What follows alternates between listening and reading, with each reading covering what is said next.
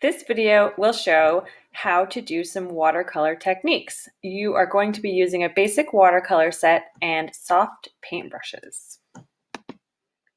The objectives of this unit are to demonstrate watercolor layering techniques to create 3D looking basic shapes. You'll make a sphere, a cone, a cylinder, and a cube. Then you'll demonstrate classic watercolor techniques of wet on wet, flat wash, gradient wash, dry brush, adding salt, and dabbing a plastic bag on top of a wet watercolor. Then you'll reflect on the successes and challenges of your painting experience. Why are we doing this? Practicing these techniques will give us a common language for future assignments with watercolor. Also, once you can illustrate believable basic shapes, you can apply that knowledge and skill to illustrate most anything. And everything around us is all just made of basic shapes. Materials to gather are your sketchbook, a pencil, ruler, your watercolor set, various paintbrushes, soft ones are better for watercolor, a water cup, paper towel, salt from the kitchen, just a pinch will do, or bring a whole salt shaker, and a plastic bag like a grocery store bag that can get really crinkly. This is the video for watercolor techniques, and we're going to shade some basic shapes first. And so in your sketchbook, go to a piece of paper, a next fresh one, and fold it so you just have one single piece of paper that you're working with, because watercolor is very watery. And you might need to have something be like an anchor to keep that in place. And we'll do basic shapes on this first page. And so draw a circle,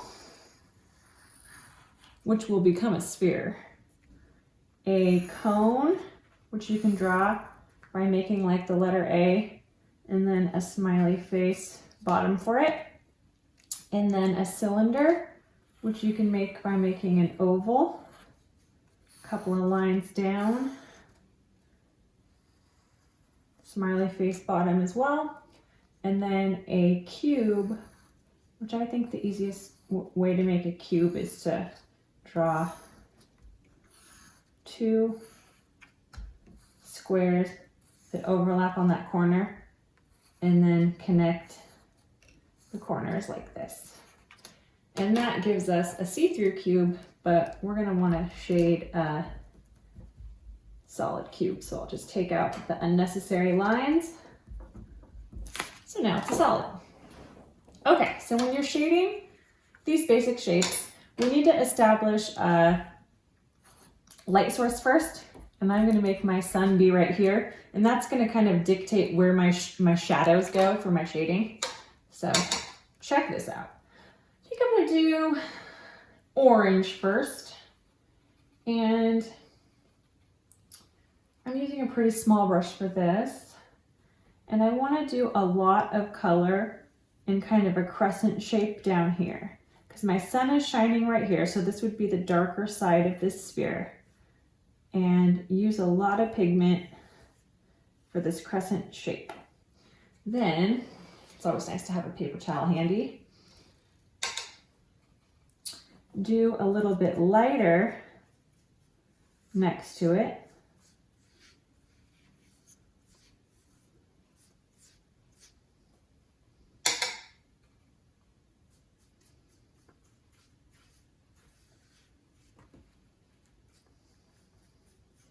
And kind of blend that a little bit. And you really can't go too dark on your dark part. So if you feel like maybe you're a little bit too timid, you can always add more. Then I'm just gonna kind of blend that and even kind of leave a white highlight spot that's plain paper right there.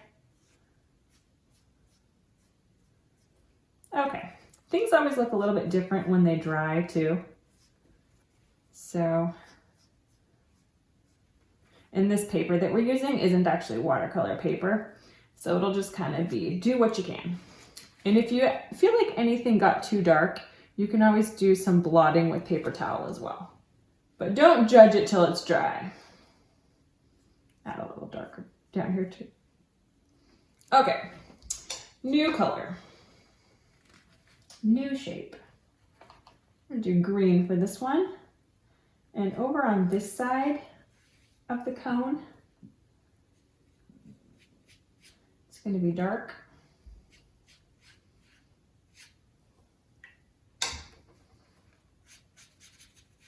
Kind of blend with water. Then just do it like a really faint kind of green on this side, just so that it barely looks green. Might have been a little bit, there we go, aggressive.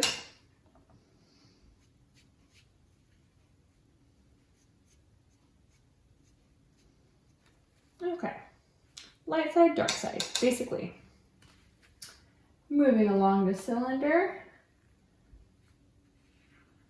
The dark side will be the side that's farthest away from the sun.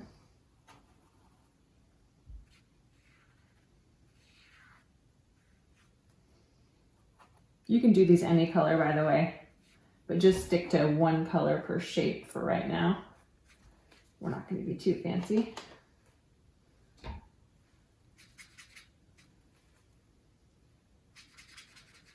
So real light on this side.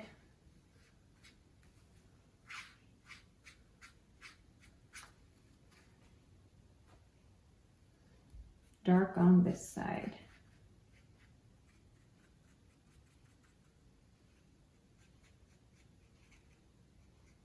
And the cool thing about a cylinder shape is that you can kind of even make it look like an empty can or something by making it really dark right here in the middle. And the trick with watercolor too is it bleeds very easily. So you want to be a little bit careful with your water and always have your paper towel handy in case things get out of control really fast.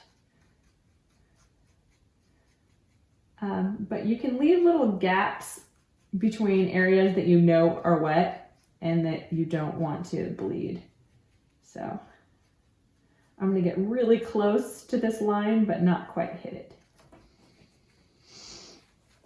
And I have a bit of a water problem here in the middle of my cylinder. And if that happens, you can kind of take a little bit of water out with a paper towel too, if necessary. Then cubes are a little bit different. The sun is shining this way. So the sun would be hitting the top here. It would be hitting it a little bit less here. So this will be darker. And then this would be a very dark shadowy side. So with a cube, you get like 3 distinct values for each side. So I'm going to go really dark here on this side.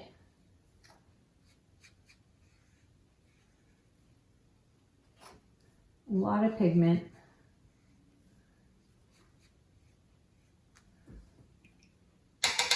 Get some of that off so it's a little bit lighter.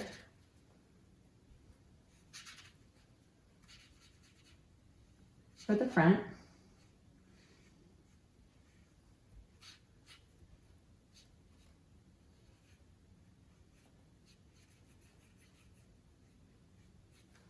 And then I'm just going to do like 1 dot of this color in the top so that it's much lighter up here.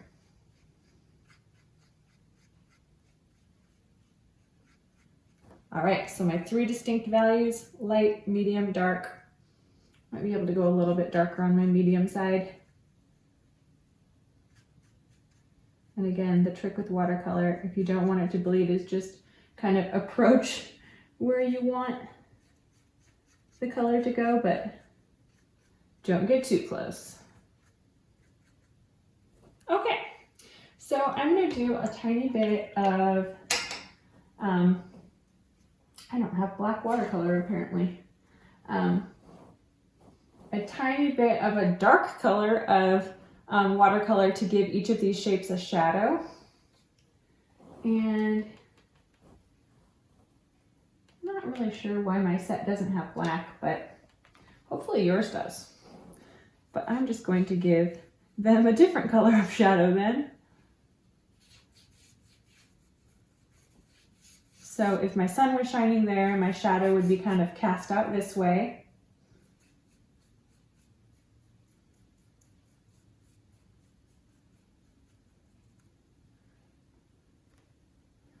And similar for this one. My shadow would be kind of cast out this way. And shadows generally mimic, you know, the shape of the object, so.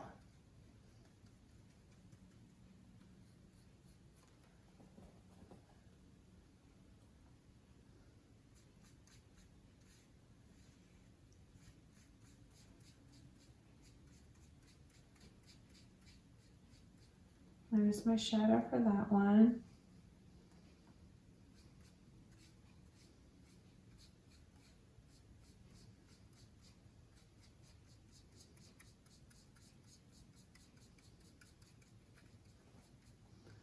And shadows are generally darker right up under the object. So I'm going to put a little bit more pigment right up under the object.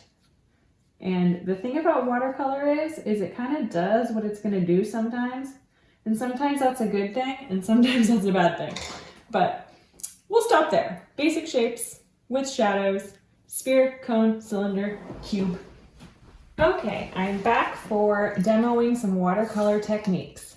And you need to make your next piece of paper in your sketchbook and do fold it so that you're just painting on one piece of paper into 6 boxes. I'm not going to formally measure. I'm just going to eyeball this.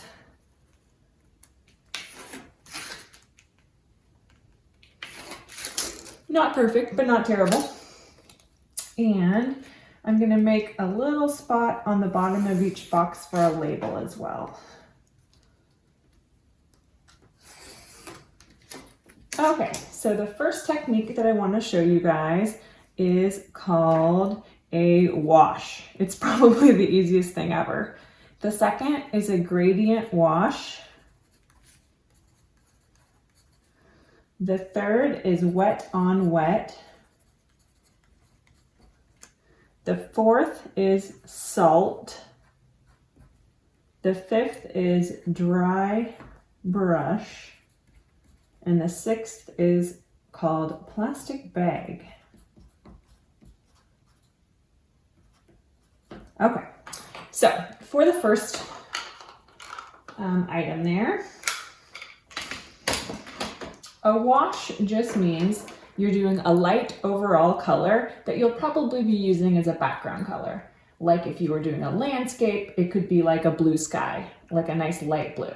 So with blue in mind, I'll do a blue wash today.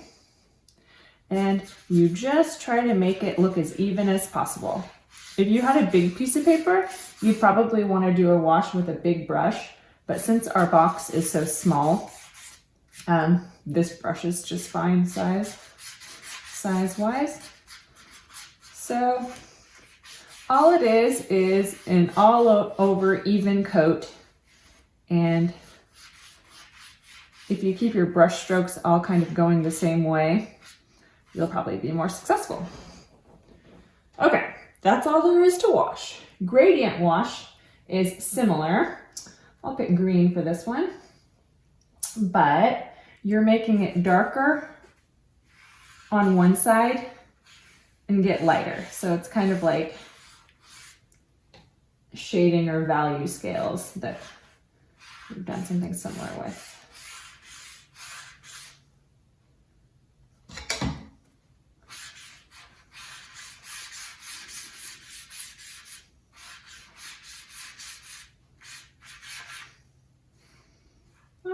So darker on the bottom, lighter on the top. Wet on wet, go ahead and choose one color to kind of do some overall color with.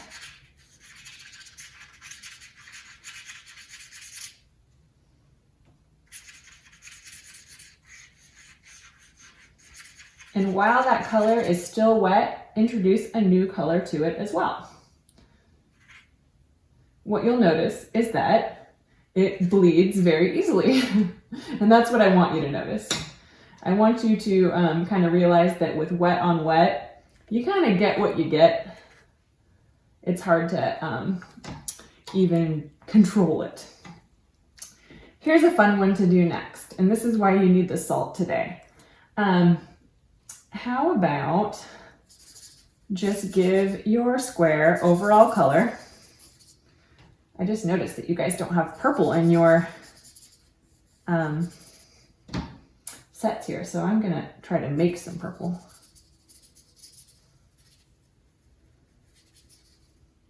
And I'm gonna use several colors on this because I want it to have kind of a cool tie-dye look in the end with the salt, and that's something that can look really cool with this technique. Just be mindful about which colors you're putting together because you can inadvertently make some like very muddy brownish kind of stuff. All right, so the salt technique works well if it's very visibly wet. So then you'll just take a pinch of salt, sprinkle it on, and see what happens.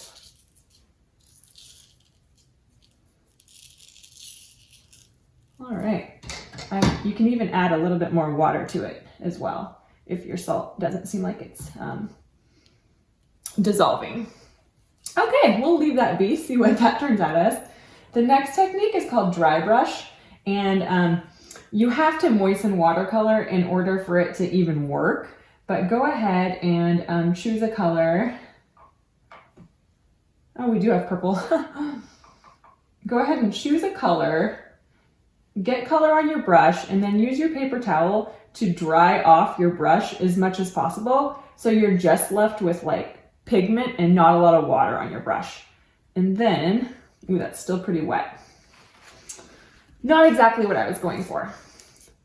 This is more what I was going for. So this is a kind of a look that you can get with watercolor if your brush is dry. So try for that look. And the last one is called plastic bag. I'm gonna do some lovely blues and greens. Just get some watercolor on your paper in a pretty dark fashion. So I'm using a lot of pigment right here. Using a lot of paint. Do some blue with it as well.